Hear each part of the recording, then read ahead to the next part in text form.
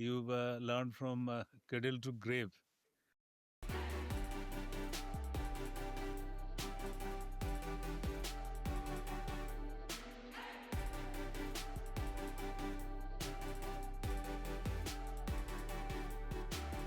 What if you turn hardship into greatness, anger into serenity? Everything changes.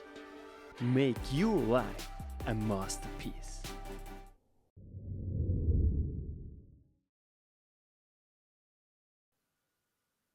Welcome, I'm Janik, your host, and now joining me back to the show, and obviously presented by Harmony in Diversity, Dr. Moazzem Hossain, to really discuss this time very important learning and how does learning actually relate to harmony in diversity. In this episode, we will really unpack what we mean by learning, how it relates to harmony and in diversity, and also how to really optimize our learning in order for us to enjoy life even more so. In short, it's really an occasion for us to really become the very best because that's what we want to be, the best. And in doing so, we have to learn continuously. And this is all about in this episode, really learning and how it relates to harmony in diversity. Welcome back, Dr. Moazzem Hossain, to the show. It's such a great honor to have you back and really to discuss learning and how it relates to harmony in diversity.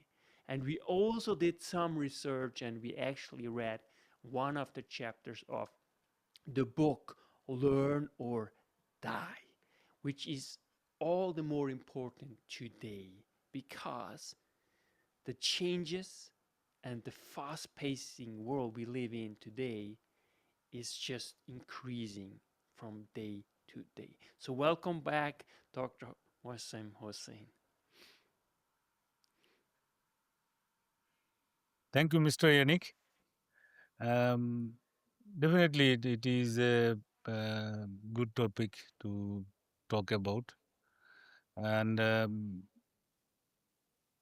you said, learning or learn or die. This is not a new concept. Learning and harmony is synonymous. Okay. Uh, uh, Without learning, you will not be able to achieve harmony, and without achieving harmony, you will also not be, uh, able to learn properly, or there will be distortion in learning. In fact, the purpose of learning is nothing but to ignite your mind. Okay. Now, regarding the learning, there are a lot of ancient stories also that even people learn from their womb. Both, there is a famous saying that you learn from cradle to grave. But there are, I know, but to mythological stories about learning from mother's womb. Okay, that people are learning. Even Albert Einstein also said that this learning should start just after the birth. Okay. Now, these are all saying, and learning is a it's an evolutional process also. As Charles Darwin said that the species of plants which learns quickly and adapt with the changing climatic condition or any scenario, they survives. Other, they don't survive with the changes. And first of all, what does learning do? It empowers you. definitely. Then it clears your perception. So if you have your clarity of perception, you see things as uh, it is, and definitely if you know things as it is, you will also achieve a balance and harmony. And though people have talked many things, there are, you will find hundreds of quotes about learning and education. But to me, learning it empowers you, it gives you growth, it enlightens you, and more importantly, it expands your critical thinking or critical faculty of reasoning. And but That's amazing. So let's just give each of us, let's we give an example. Okay, how learning might look like in a concrete example in your way. So give us an example where you learned something, where really learning took place in your personal life. in fact, in my personal life, I learn almost 24/7. I'm a keen observer. I always seek for learning. So, what I do once I get up after doing all my activities, first action, I kept some time for reading books, for learning, because I need to have new ideas in the morning. And uh, till I get any new ideas, I cannot work. Even if I'm busy and if I go to the office, and before I start working, there is a standing order that once I sit in my chair or sit in my office, minimum 15 minutes, none should disturb me. After 15 minutes, everybody can disturb me throughout the day. Because that 15 minutes, if I cannot study earlier, so I study that 15 minutes. So you see, I always strive for learning, because I know if uh, you know if you get a new ideas, it's my personal belief that your brain, it remains active, and you also feel good. So once your brain remain active, you can also learn better. And but, throughout your working process, you come across many people, and once you interact, you will see that you are learning new things. So, learning, there is no such stereotype in learning.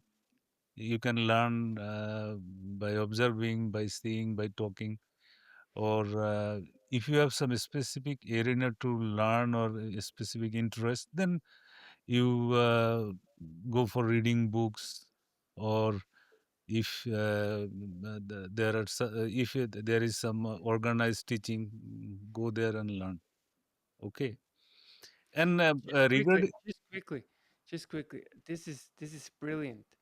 Now, one of the big question is always, and you say you really you fuel your gift, you expose your mind to new ideas by reading, for example, a book.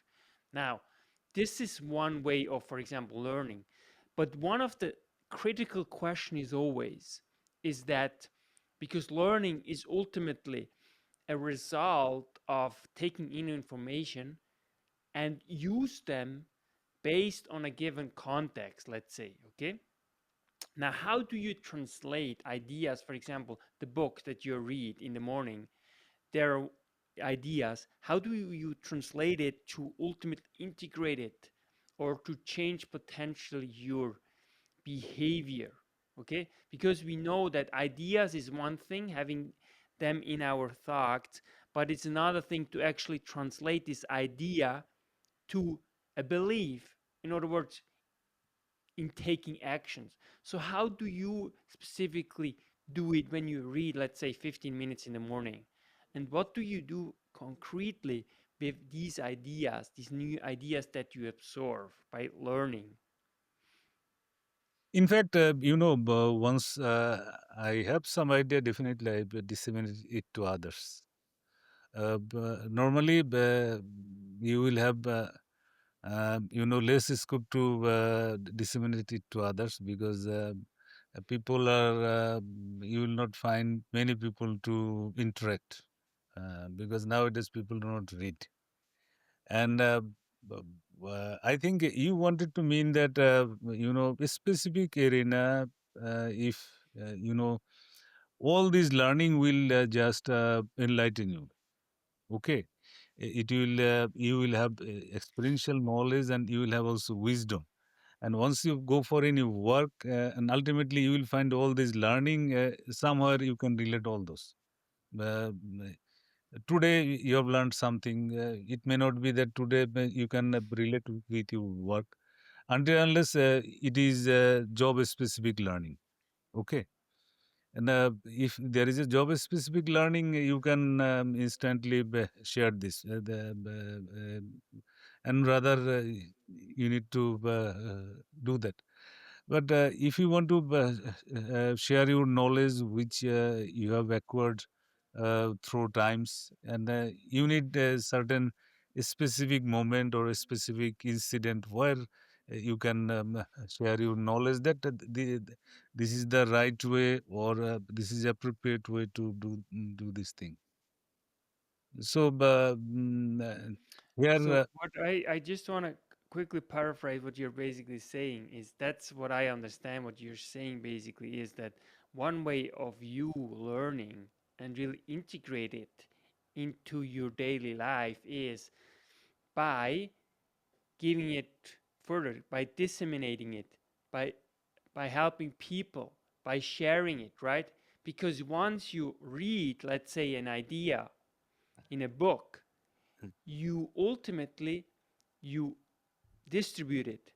In other words, it takes an effort. You have to actually understand it in order to transmit it, right? In other words, whatever you read, that's my understanding of what you're saying is basically that you read it as you are a teacher and as you have to teach it. Because this is already one of the best ways actually to learn.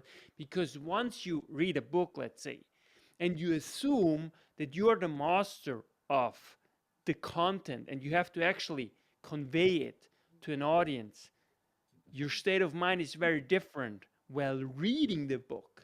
Is this, roughly speaking, what you mean? mm, not really. In fact, what you wanted to know probably, I cite three examples. One is from Archimedes. He was in a when he was swimming in what do you call in the swimming pool. Then he suddenly said, "Eureka!" He got what he wanted. Then Newton, once this apple was fallen, then he uh, discovered the gravitational pull. Another one just from the Empire State Building in Manhattan, New York. Once upon a time, it was the highest. It was the tallest building in the world. And architect of this building is Mr. F.R. Khan, who happened to be from my locality. And he was born and brought up there in a remotest corner of the globe. So, where from he got this idea to, in fact, this design.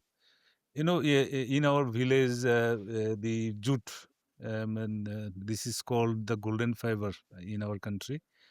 And once you struck this jute fiber, then straws are there and they're being stacking in a conical shape. So it raises around 50 to 60 feet, but they are remaining in a balance.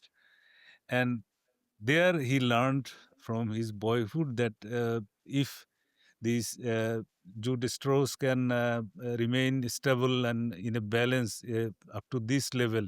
So, if we want to build a tallest building, then this technique, the ancient technique of our people, they are using it for the day-to-day life. And he conceived that idea from there, and he implemented in making the once highest and tallest building in the world. So you see how learning relates. You never know. Once you're learning, when it will come to handy to use. And regarding reading books, not reading books, I'm telling that probably you wanted to mean that if you are expert in a certain area, definitely you want to disseminate those knowledge or your experience to others. So that is more easier than this learning. Okay, because Yeah, if you read books, if you do some courses, and you get proper training, and till such time that you have the confidence to that you know all nooks and corner of this particular topic or particular arena, that will give you confidence, and you can share your experiences. Okay. yeah. You know that the thing is, I think just to that we are clear basically on, because obviously there are different definitions, right, of learning. So I think what it is, first and foremost, I think what you're saying is that it is an active process, right? It's a process of making meaning out of new information, right? In Mm. other words, as you said, right, there's a stimulus. Let's say there's an impression that you get somehow, and then there is an effect, right? And in absorbing those two of things, you take something in, and ultimately you make something out of it, right? And that making out of it is really making meaning, okay? And in doing so, you contextualize whatever this means at this very moment, and then you draw to some extent a conclusion. You either take an action, or you don't take an action, or you just contemplate it, right? And you use it as information in order for you to potentially take, in the long run, a more informed decision, Yeah, you know? exactly. One of the example about harmony, if you see, um, you can see that once there is any deluge, or there is any earthquake or any sorts of natural calamities, there you will find that snakes, poisonous snakes, humans, animals, they are just living together. Okay, so snake is not biting. Humans are also not killing snakes, and there are many incidents we have observed, that the river dolphin. Once a boat sank in the river, then this river dolphin, though they have the senses of closer to the humans, they just save the kids. So here, the learning is that once there is urgency, once there is a need, then you all for your survival, you will have any win-win situation, or any situation for harmonious living. So learning, you're learning, uh, uh, and by just mere telling this, yeah, you can develop many strategy for your organization, for your personal life, for even strategy for any state. Because if there is a urgency, or if there is a need for survival, and you alone cannot, if there is any deluge or uncertainty, you alone cannot win. So what is the point of you want to win, not win, at least you both win and stay in a balance and in a harmony. Okay. That's beautiful. Now, let's dive a little bit into the two system thinking. Okay, there's one system, and that's what you are alluding to, right? When it comes to a earthquake or whatever, right? Immediately we tap into our system one, which really is our intuitive, right?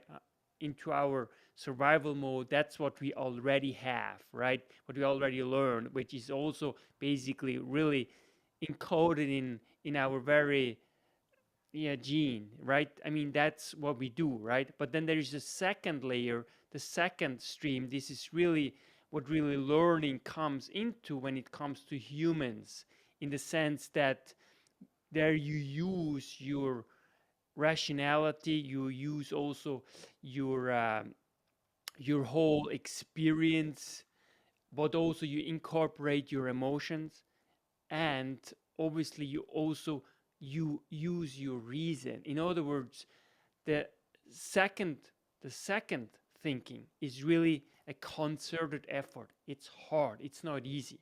In other words, thinking one is when we are on an autopilot, right? That's what we are basically are when we drive a car, right? We don't really have to think. Everything is incorporated because we have done it time and again.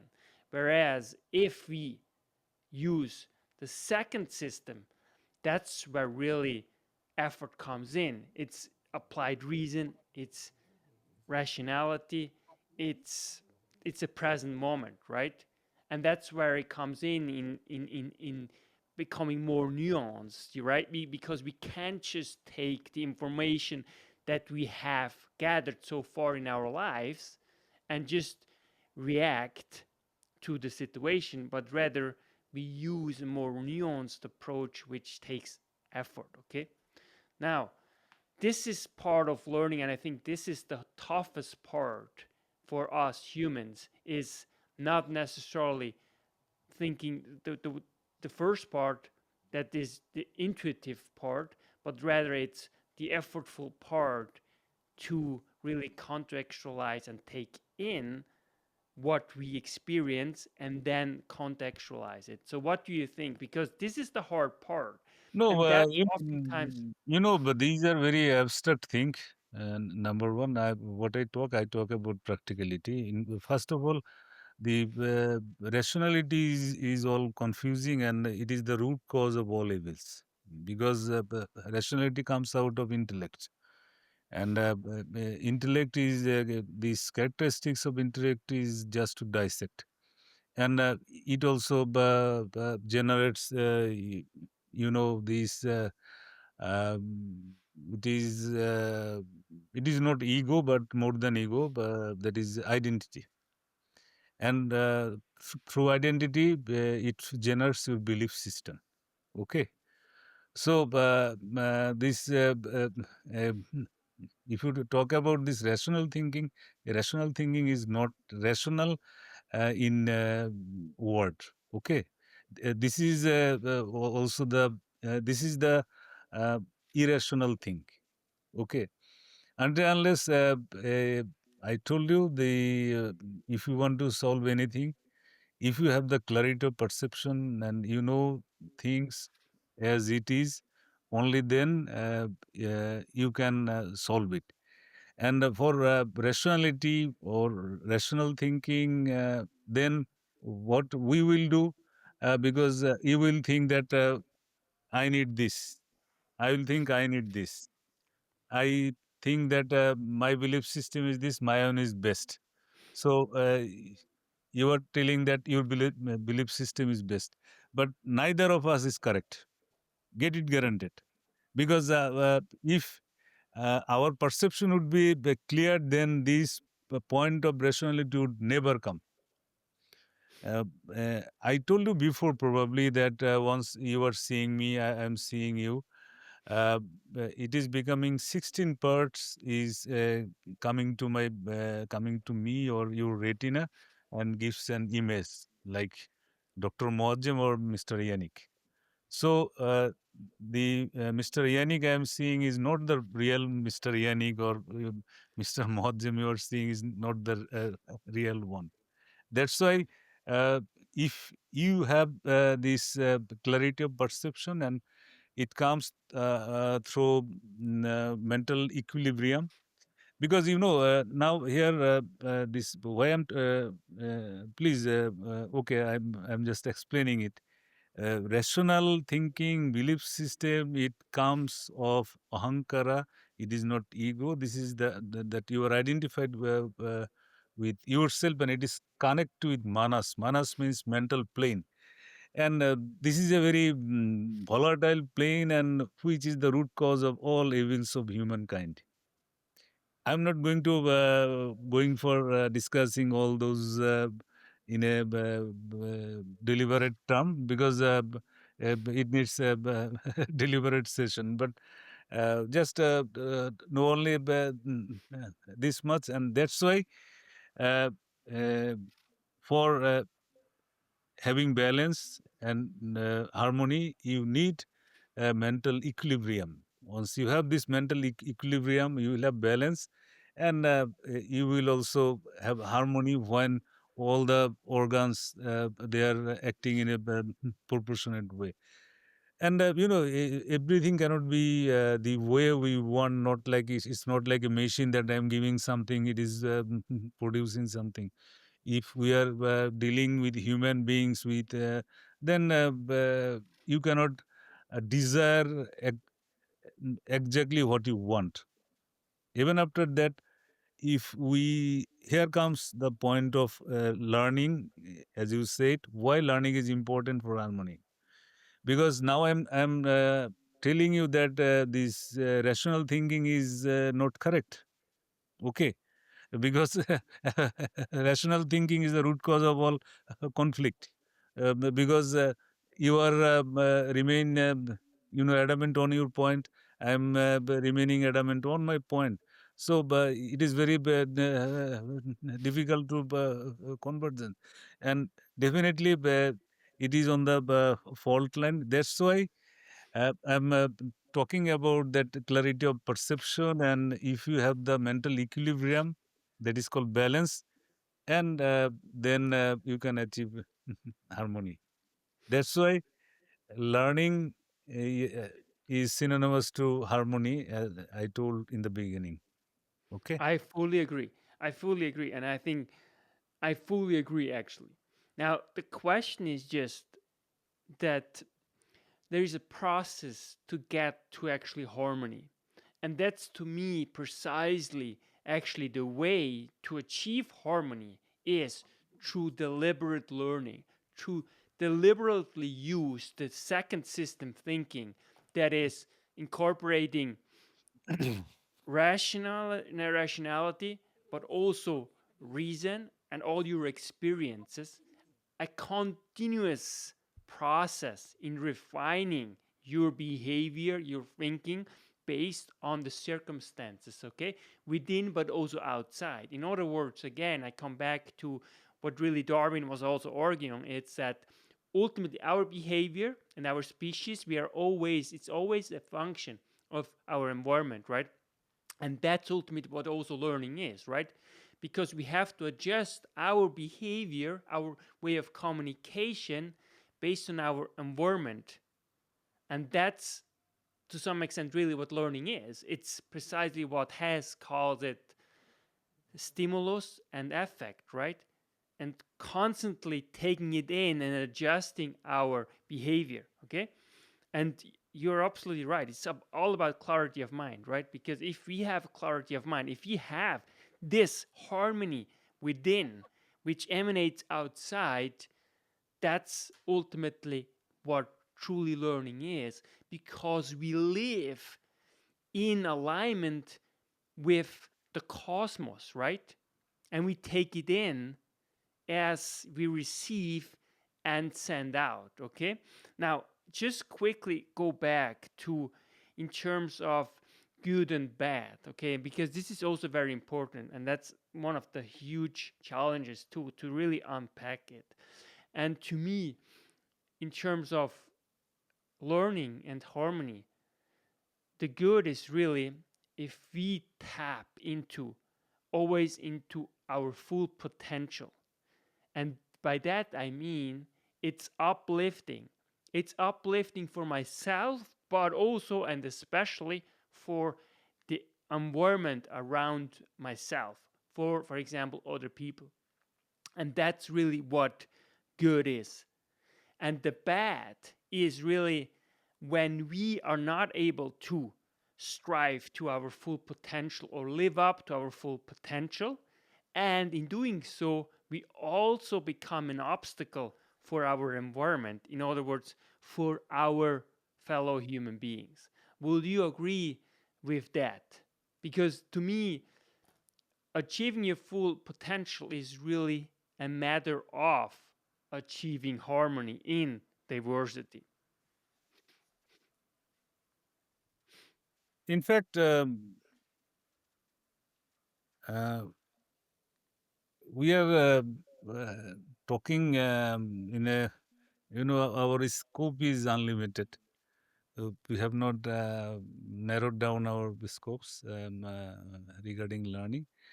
But, you must have the foresighteness. Uh, but there are infinite limits or this limitless of your learning. There, you must decide how much you can explore. Because we are exploring inward, also outward. Because this is your ingenuity that you will have to uh, give a bar or give a limit of your infinite limit, because that is required. Otherwise, you will you will not be able to satisfy yourself, or if you want to uh, uh, expand infinitely, it is not possible also in a lifetime.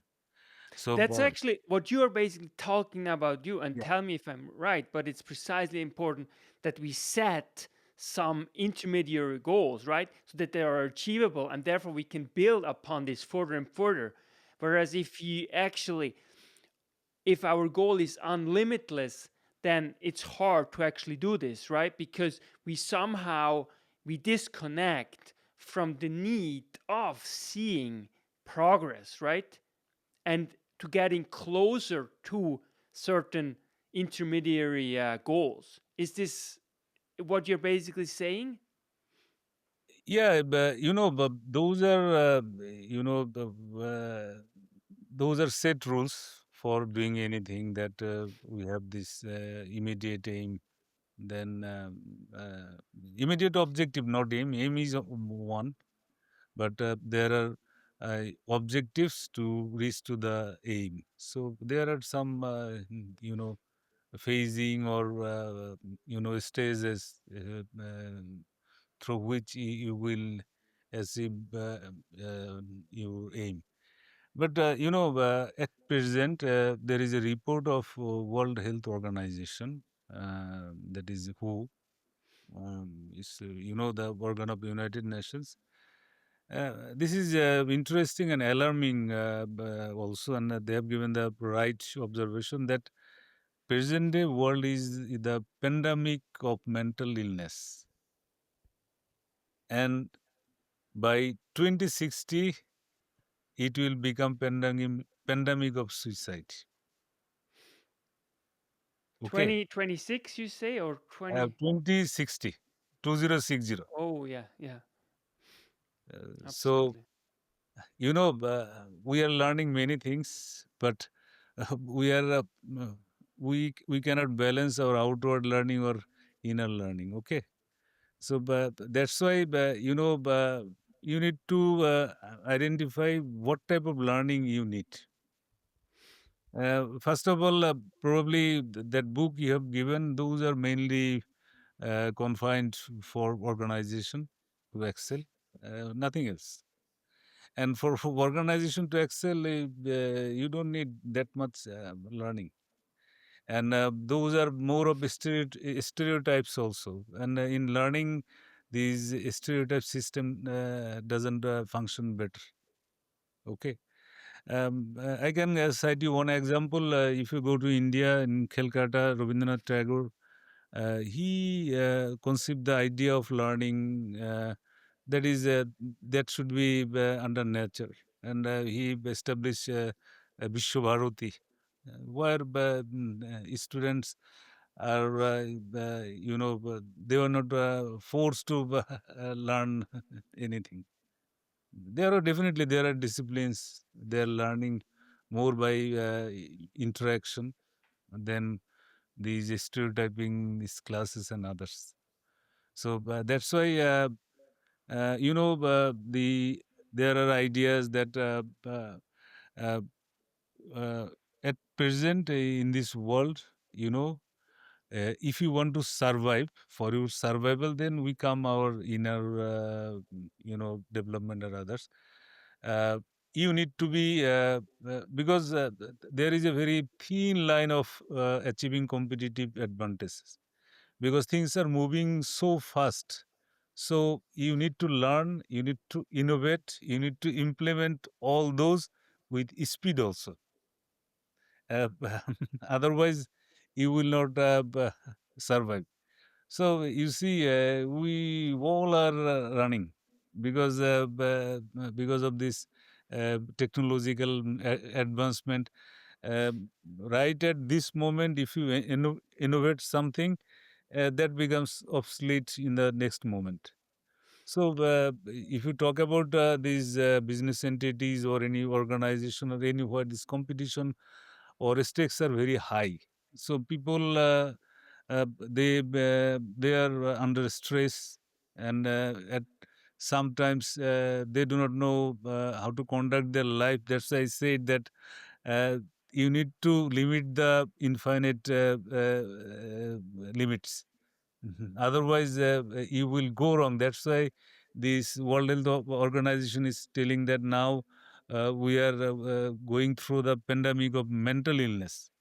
Okay, so here you need to identify that what learning what need you have, and what learning you need. Okay, so learning for learning. Uh, I would recommend the ancient wisdom, ancient system also, because learning is cyclic. Okay, these are it is there in our memories, in our gene memories. Okay, because our ancestors, they also learned for survival. So those things are there in our memory. These are vivid.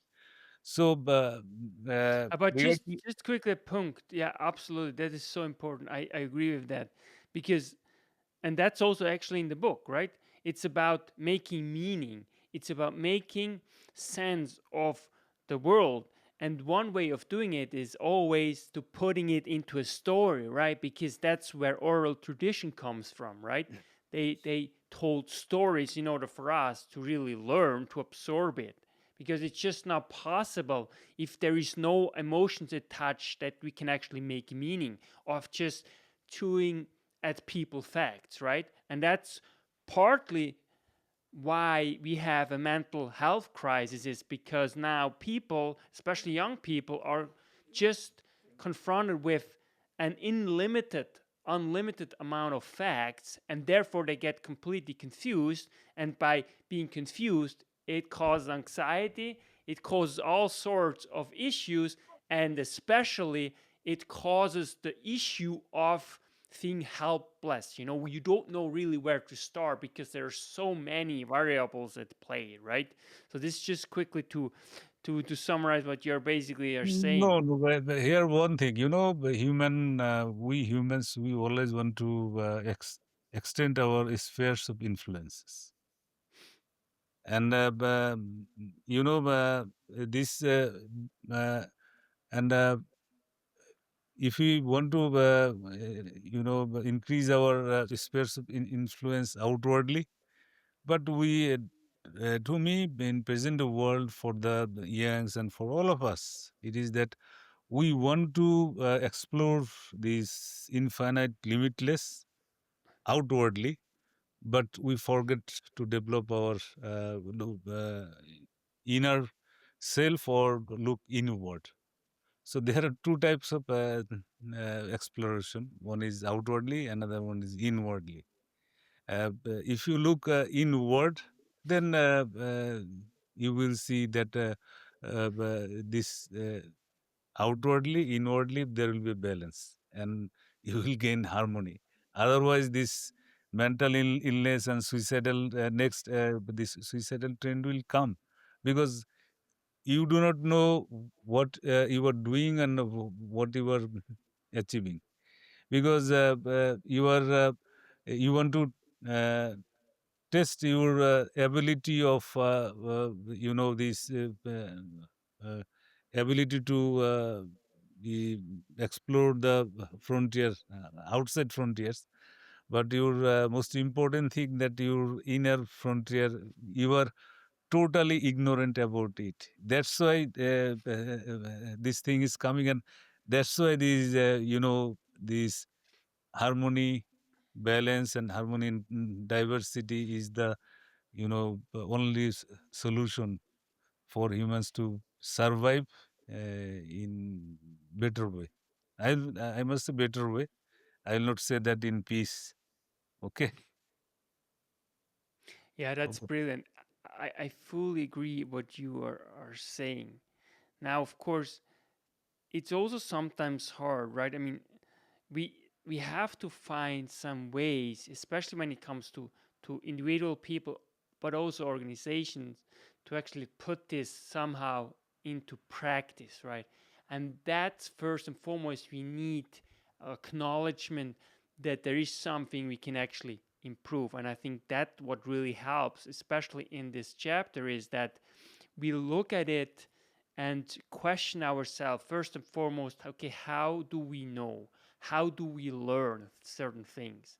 Okay, and once we know how we learn, we can actually start adjusting the way we learn, right? So if we know, for example, that we learn by always trying to make our point come true and disregard new information, that's not really learning, right?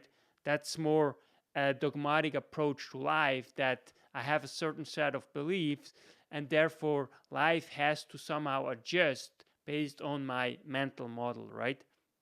The other way around is precisely what the chapter really illustrates, is that we question constantly our assumptions based on the new facts we are confronted with. Okay, and that requires both systems, that they work hand in hand in order to facilitate this process and to come to new insight and potentially to change our perspective. And therefore, I just want to quickly illustrate how this actually can be possible, okay? By, for example, citing Ellen J. Langer, okay, and her approach to mindfulness, what you really are saying, okay?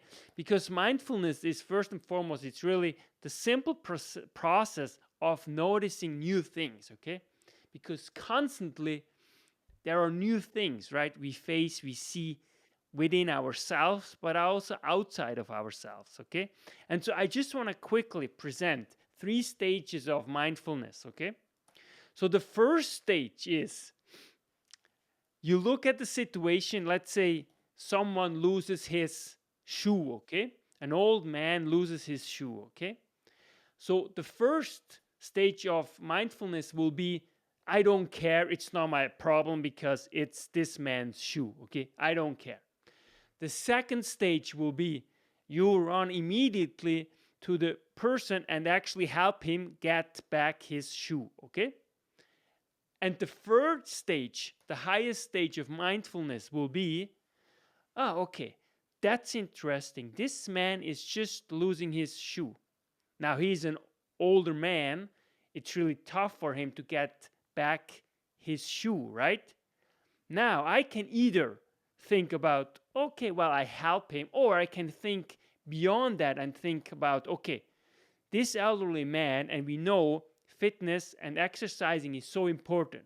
In other words, this is actually an occasion for this man to exercise. Therefore, I do not help him out because I have the very best interest in my head for this man, and therefore I want him to actually practice, to exercise, because every occasion, every struggle is ultimately an occasion for me to improve, whether physically, psychologically, mentally, or whatever, right? And this to me is precisely what learning is, and that requires both. It requires the first system thinking about being intuitive and combining it with this. The second part is precisely taking into account reason, rationality, and this requires effort. Okay, so what do you think about that? Because to me that will be an example of learning. And I don't know. Those things are they're talking about psychological aspects. Those are very too abstract. Okay, to me, learning is very easy, and if you want to see for effective learning, that was we can start with the Socrates pedagogy through dialogue. Okay, Exactly, then exactly. mm, more recently, I have seen these United States. They are practicing. There is the best way. There is the brainstorming. Okay, Which and is what is this specifically? I didn't uh, catch that. that is called they uh, that is just like the Socrates pedagogy that is through dialogue. Yep. Uh, they call it brainstorming session. Okay. Brainstorm. Yeah. Okay. And now I Yeah. got it. Now here is a question, and how it becomes effective. They now you are talking about learning.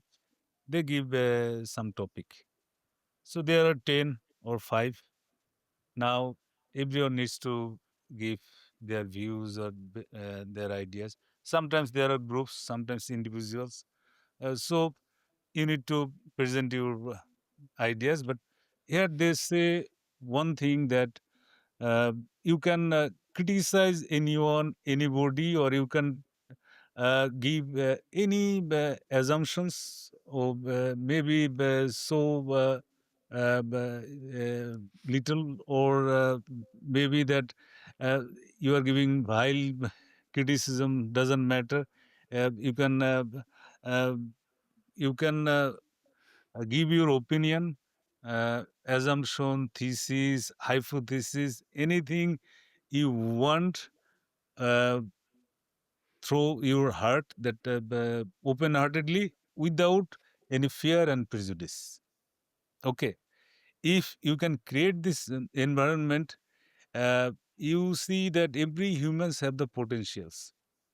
Okay, if uh, uh, you can conduct this type of sessions for learning, it will surprise you because you will find that Mr. X, you thought him to be dumb, but he's giving such an innovative and new ideas which you never thought of. So, Absolutely. learning is this is one way, and definitely now regarding the system you were talking about. Okay, you can give a topic or you can give a book. Then we discuss. There are many ways for learning, but basic thing is that learning those you are learning from your family, from your institution that respect others' views. Okay, at least you must have tolerance. These are the basic thing to attain harmony. That means you must agree to remain disagree and be having a congenial relationship or having congenial atmosphere. Otherwise, you see, once you are in a group or in a learning, but these they are talking about so-called intuitive these that, but because once then learning for standard learning, you need to attain minimum 12 years of age. But nowadays, you see, from home, people are giving books to the kids. Okay, uh, until 12 years, these kids must play and learn out of nature. Okay, but nowadays we are from very beginning, our this teaching or learning system is faulty. Yes, That's you're why, right. Because as we know, if you don't use it, you lose it, right? yeah. So because that is the standard, but people are learning. But to me, if you can create this fear-free environment, if people can candidly give their opinion, you will find a lot of new ideas. Now, uh, uh, regarding, okay, we talk about any business entity. Definitely. Yeah, but just quickly, I just want to quickly summarize, Okay. and then you can come to your next point. What you're basically saying is no fear. It has to be fearless. The Yeah. environment, very important. And really, you have always safe to fail. You have to feel safe to fail. It has to be safe enough to really dare. And precisely what you're saying, it can be through dialogues, like Socratic dialogues, right? Or brainstorming, or precisely the three stages of mindfulness. These are precisely tools in order to brainstorm, in order to get different perspective, put it into context, in a fearless environment, in order to dialogue, as you say, and to make new meanings. Mindfulness, you live with the present. Okay. But Precisely. I didn't get that example clearly because those are not related with mindfulness. Those are related with your daily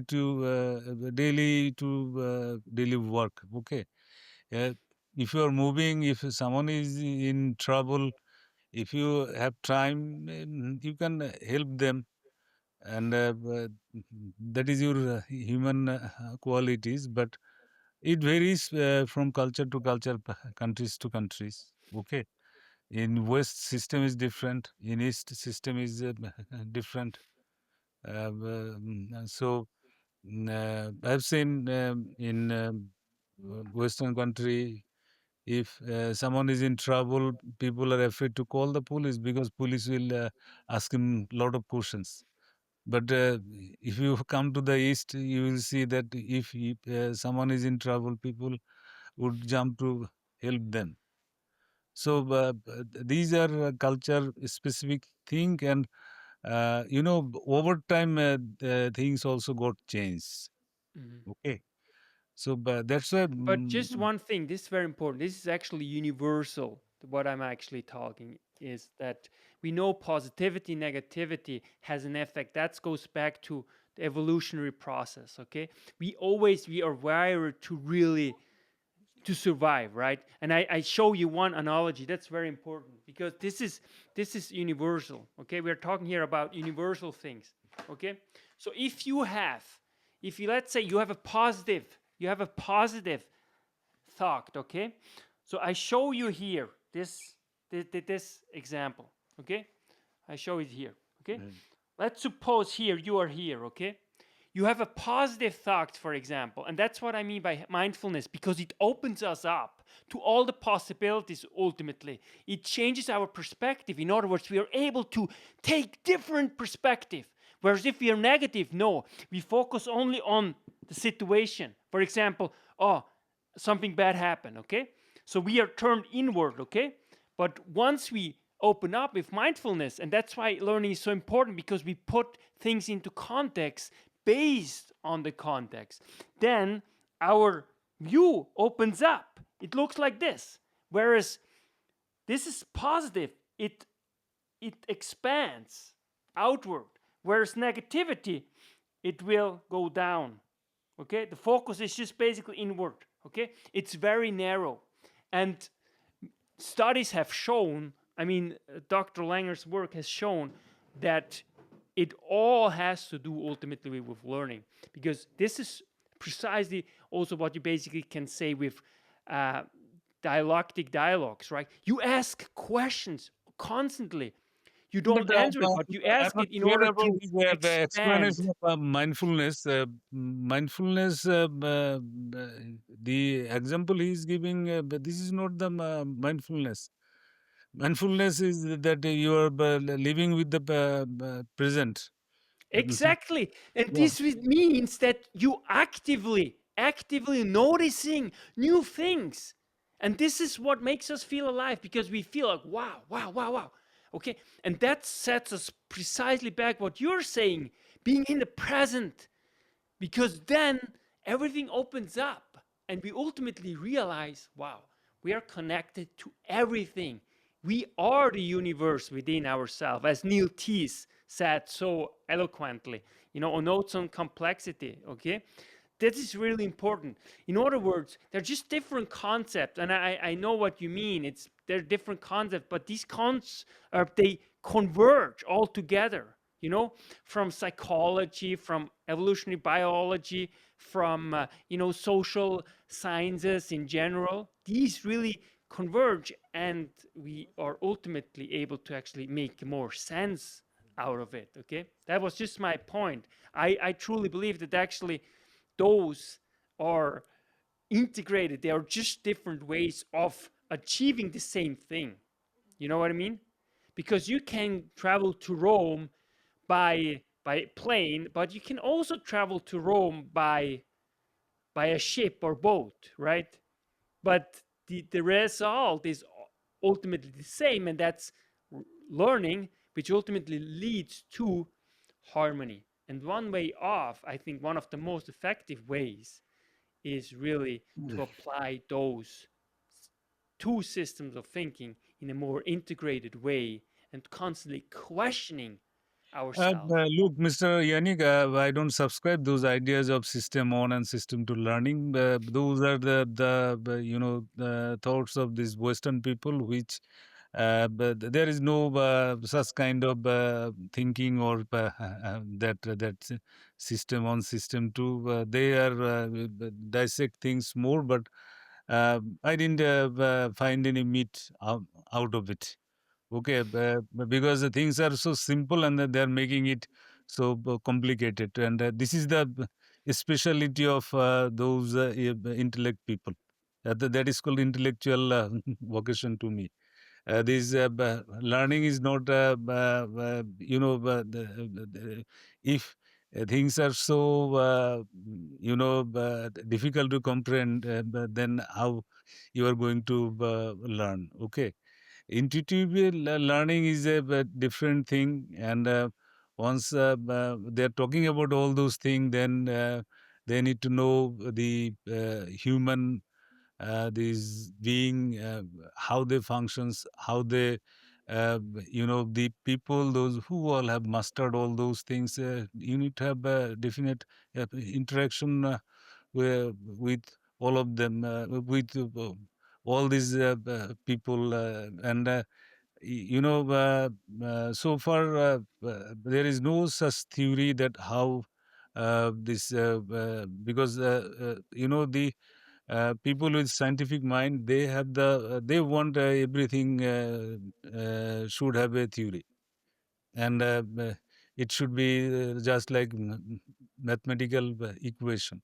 But it's not possible on that learning. And if you talk about this learning, first thing, you need to accept that you do not know anything. We really do not know anything. And till now, you see, these science still could not uh, ascertain ascertain with certainty the behavior of a single atom. Okay, once it moves without interference, it moves in opposite direction. Once you give attention, it moves in another direction. So on this, I've seen this Maslow's hierarchy needs theory. Self. They are talking about. They are giving some model. People are believing it. Once if you want to give such model for yourself, actualization needs or this intuitiveness, this uh, for mind has a 16 part. This is so subtle things. Until unless you know all these things, you need to know things with certainty. Only then you can give some thoughts and ideas. To me, these are good. But there are some psychological, biological, especially psychological. This ideas or thing, but those really don't work as we think. But regarding learning, if we I want to keep it very simple. If you talk about you and me, why we do need to learn, okay? But we need to find out that why I should learn. If I'm in a organization, I need to also learn adequately organization specific learning. Okay, that is for my survival. Whether I like it or not doesn't matter. Definitely, I love that organization or that work. Otherwise, I would not serve there. Okay, now uh, uh, you have interest for certain areas of learning. Okay, so you learn all those, and if you are equating learning with all those are not. Let us not discuss all those things because those are very critical thinking. There will be a lot of questions on this. Let us keep uh, things very simple, easy, and handy to understand you and me and everybody. That why learning is required and how learning is contributing to harmony. Okay. That is amazing. Why learning is so important is because every single instance we change, right? So my life too, I change, my hair falling, whatever, right? So therefore I have to adjust, right? I have to learn to cope with different situations all the time. And that's really the process of, or as Heraclitus said, right? You step only once in the same river. You never ever step in the same river twice. Why? Because change is constant, right? So that will be a short. I once you said that your hair is falling, so I was captain at that time. I learned a lesson from one of my senior. He was retired by this time, senior officer. So on someone was putting on wig. So he told me, you see, he has some issues that he has something mental deficiency that he cannot face the reality. He cannot face the situation. I learned at that time. I said, "Sir, why?" No, though instantly I learned it because, this is natural that your hair will fall. Okay, so uh, you should accept it, but he cannot accept the situation that it will fall. So maybe, but this is one kind of evaluating people by the psychologist. Now, why I'm talking about this exactly same things I had been sharing with few peoples. They're telling no, sir, but he didn't said the correct thing because he wants to looks better.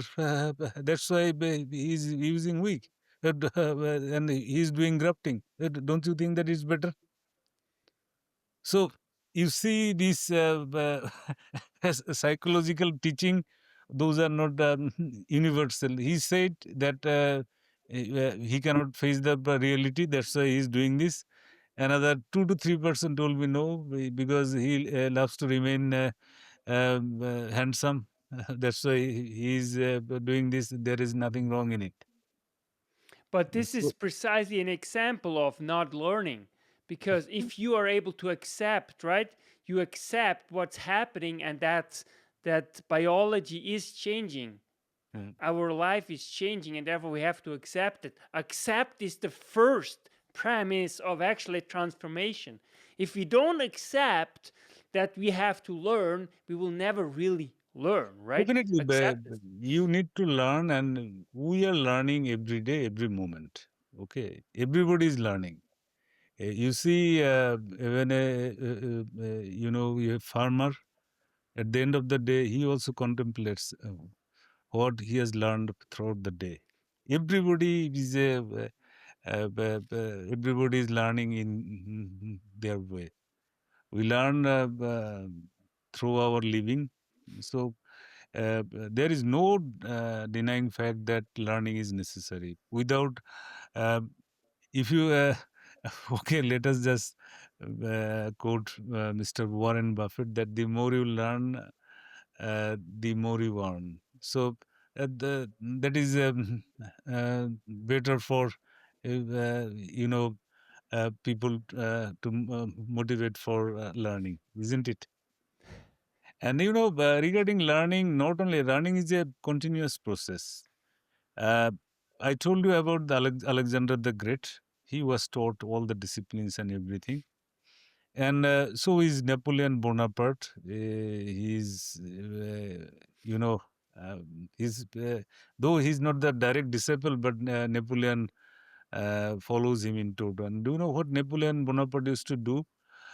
For any campaign of any place, he used to task his place that go to the Paris National Library and bring all the books of that particular area, maybe literature, anything he used to read.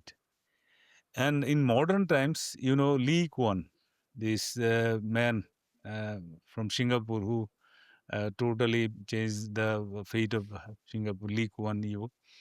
And he wrote his biography from Singapore, making of history, the from third world to first.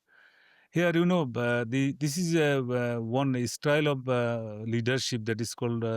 I termed it as charging battery style, because sometimes I had to write the leadership styles, and which one to follow.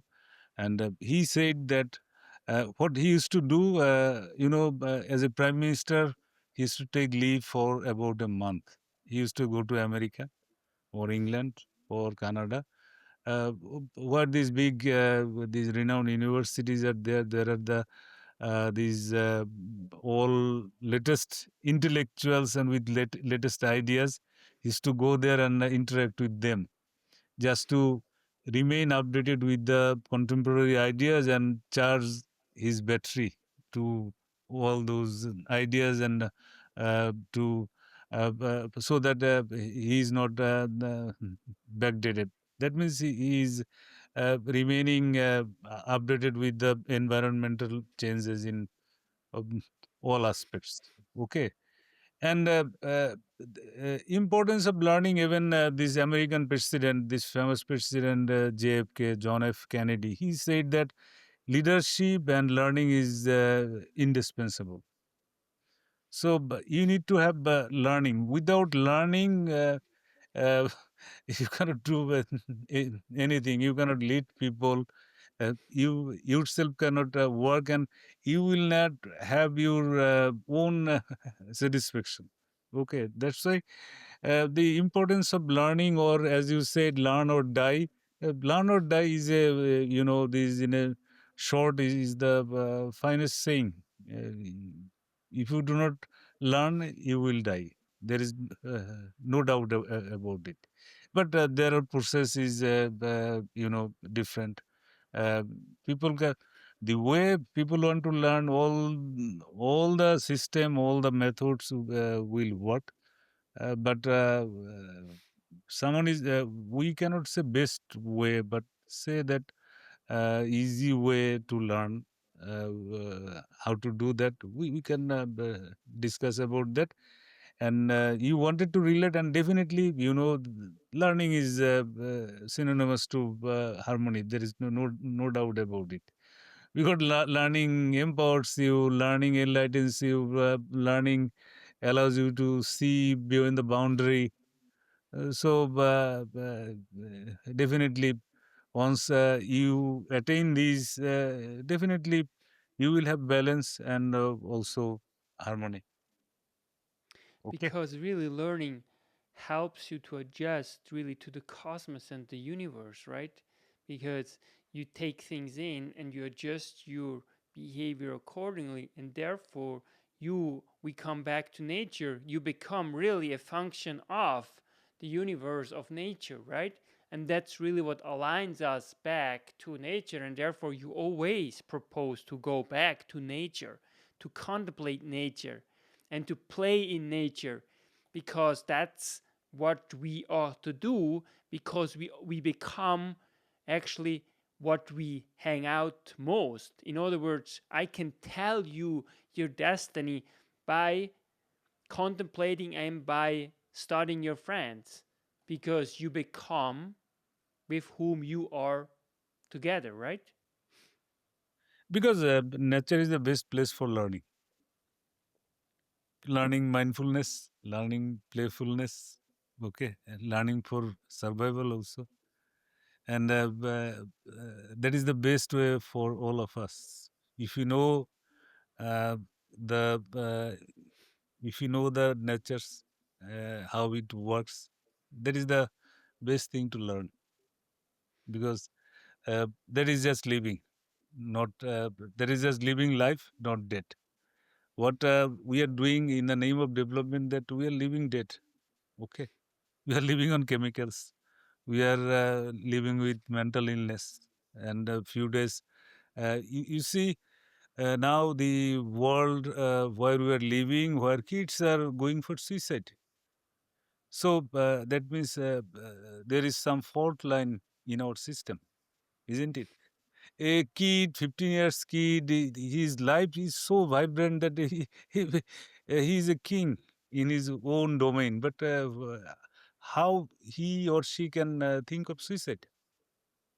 It is not in the West. It is a pandemic all over the world. In 2023, more than 864 or 884 students of school, higher secondary and graduation, not only students and teachers also committed suicide in Bangladesh. So you see, they have a whole life ahead. Why? Then I interacted as a dean. I was dean of this Bangladesh University of Professionals at that time. So I interacted with the students, that why committing suicide? Because uh, uh, you know, uh, since you are teaching also, you have your own arena. This is the only aspect we should now explore to our species to survive or live life and live meaningfully. Because this is not my prediction, that what WHO has said that by 2060, 2060, but this world will be the suicide pandemic. And I also do believe in it. So here, the thing which he wanted to know about these books, they have. I'm well aware about all their ideas and everything, because we studied all those. These are excellent. They are very good and expert in their own domain. But tell these people also to look uh, the fault line of our learning and education. That why these now we are going through the pandemic of mental illness, and why WHO is predicting that by 2060 we will go through the pandemic of suicide. This is the point of this should be well researched, and here definitely there is a serious fault line of our learning, because we are learning, that infinite, limitless. Uh, you cannot balance this inner one. That you could not limit the infinite to limitless. That is the only reason that this thing is happening.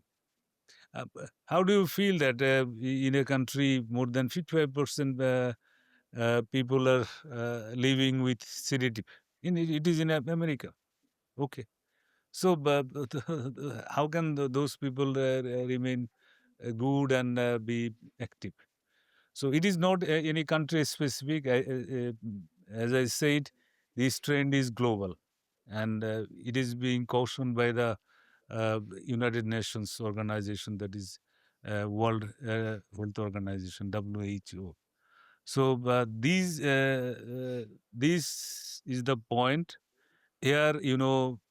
We our learning system has failed to produce harmony, Fully to agree. limit our this limitless or infinite limitless money outward exploration to inward level, which you had been talking just a few minutes back. Okay. I fully agree, Dr. Moazzem Hossain. Thank you so much again, once again, for your outstanding and brilliance, really, every time. And we continue the conversation hopefully next week with different topics, because it's true. What really saves us is only harmony in diversity, and really harmony within first and foremost, and this ultimately emanates to the outside world, because it's urgent, and really our humanness is really at stake here, because there's so many challenges that we face in the next couple of years, that if we don't really think and address them and really go out and tell people, then we are in big trouble. So, do you have any parting words? Regarding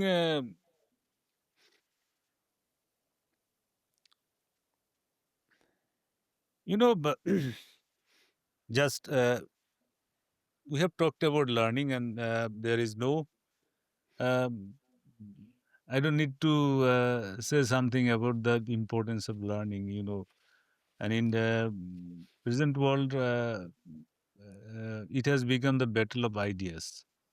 Okay. There is a battle of minds and battle of ideas, and this battle is very fierce. Okay. Because these corporate people, or everyone, they wants to make money. So, um, the nowadays, because of this technological advancement, so you need to innovate fast, think fast with speed. Otherwise, you are becoming uh, obsolete. So that has caused serious strain on us as a human being. How much you need? Okay, we have already set up the destruction of this um, universe.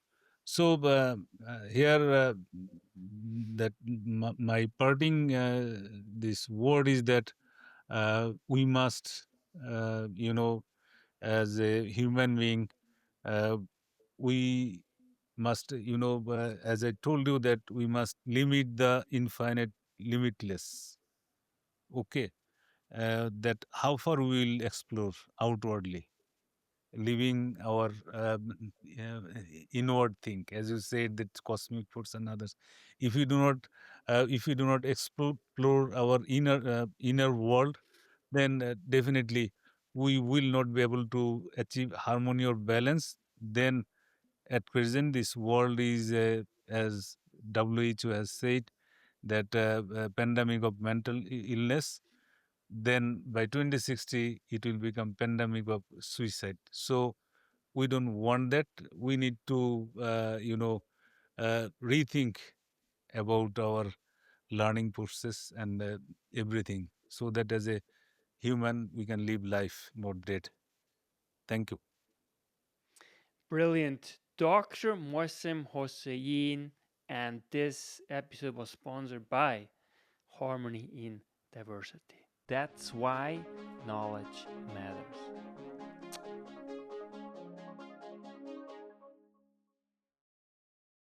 Make your life a masterpiece. Visit now programs.the-ykm.com. Mentor